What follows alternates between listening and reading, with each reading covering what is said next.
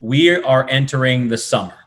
Obviously, I mean, if you guys know I'm in Arizona, it is brutal out here right now. This is not even the summer. This is like, we're in hell this last week. It's been so dang hot.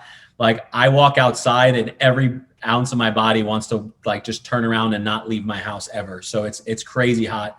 We set records. I think we had over 115 degrees 5 days in a row. Like it's insane. But I share that with you because a lot of people that come from the corporate world tend to slow down in the summer, okay? Here at Family First Life, we don't slow down in the summer, we speed up. So how many of you want to be a top producer here? So if you want to be a top producer, drop a 1 in the chat. If your goal is to be a top producer here, drop a 1 in the chat. I want to know who is really committed to being a top producer. Okay. We have some people that are really committed to being top producers. Now, here's what I learned. I've been with Family First Life for only a short 2.5 years, but one thing that I've always done is I've always followed the guidance of leadership. Why? Because they know what they're doing. They've been there, right? And so I want to share with you what I've learned in my time here and pass that along so you guys can become top performers if this is your goal. And clearly some of you have that goal. And if you don't, that's okay, right? Like that's not everybody's dream, right? That's not everybody's vision or everybody's mission, right? And guys, we love all of you, right? But for those that want to push through, they want to break the chains of where they were, create financial freedom. This is for you, okay? So summertime is the time where most people slow down, okay? Why? Because it's summer, they want a vacation, they want to do the things that they're used to doing. Their kids are on summer break. My daughter's on summer break, right? Like a lot of people have kids, they want to spend time with their kids. I'm not mad at you. I want you to spend time with your kids. Shoot, I want to spend time with my daughter. But here's the reality, guys. We're in business for ourselves, okay? And the summer is actually the best time for you to generate more business and help more families. So instead of being like most people and slowing down, you want to be like most top producers and speed up. So if you want to be a top producer, and this is one thing that helped me last year, right? So last year, my goal was to be a Hall of Fame producer. So last year was my second full year. In 2019 was my first full year, and I did about 280,000. And I knew that I had to do more, right? And what I noticed was a lot of people stopped running appointments as frequently. A lot of people weren't as consistent. A lot of people they took their foot off the gas. And what I did is I just went hard.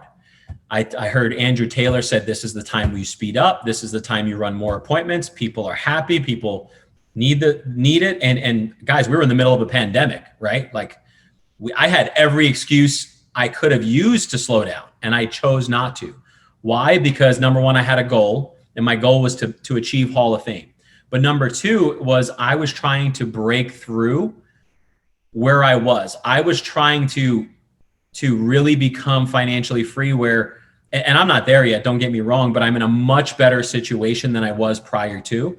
And so what did I do? I increased my number of appointments every week, okay?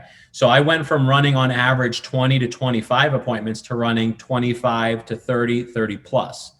And what that did for me is it literally took me from being on par with a lot of people to literally excelling while most people were taking a step back. So I was able to push forward, right? And so what that allowed me to do is that allowed me to hit my Hall of Fame goal by September, right? Like by September, I hit over 400 grand by September, and I was like, wait, what just happened, right? And it's because I put my head down and I just went to work.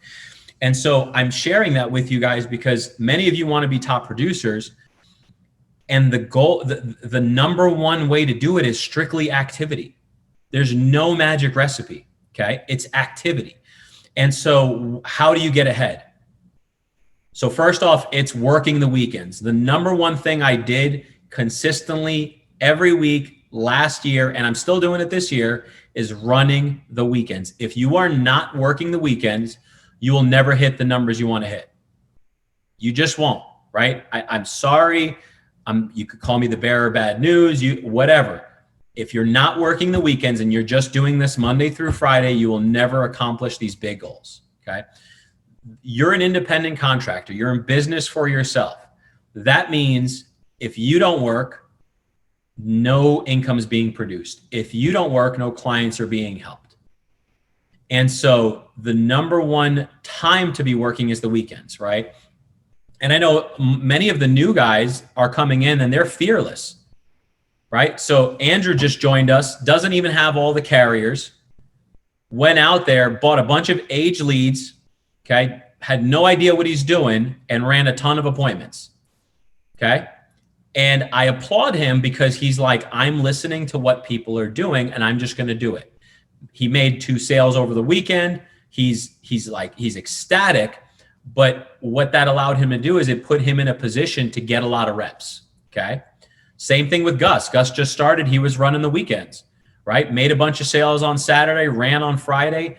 And it's not like, especially in the beginning, you're not going to sell every client you're sitting with. But every client you sit with, I guarantee you will learn something.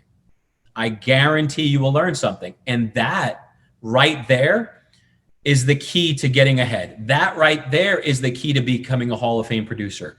Not selling every customer. Obviously, we want to help every customer, but it's when you don't sell, learning in that moment. When you don't sell, picking up the phone and calling me or Clay or Erica or Nate and asking, hey, this happened. What do I do?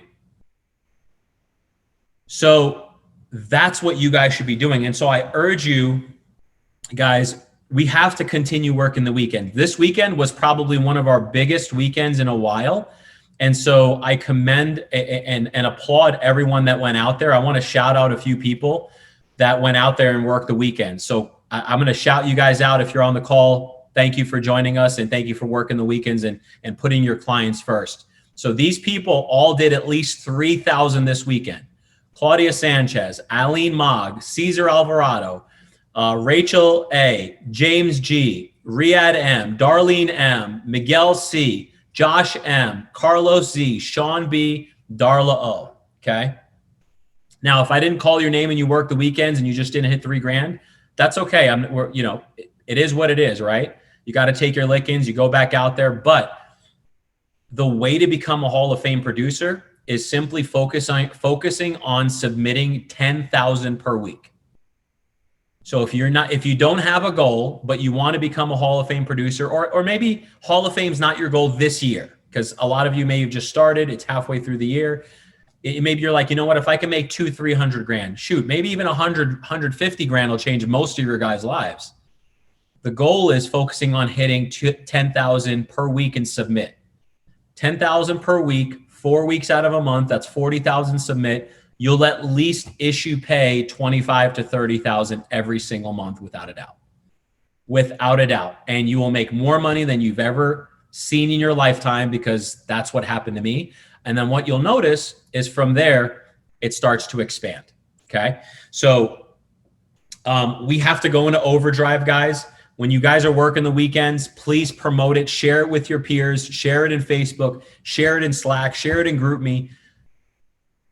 Positive peer pressure helps us all be better. Okay. And the last thing is, if you're just complacent, you're never going to get ahead. Complacency kills all, guys. And I've been there. There's been moments where I was complacent and I didn't really realize it until I reflected and said, wow, I'm really not doing what I need to be doing. And so complacency kills. So we just got to go ahead and push through.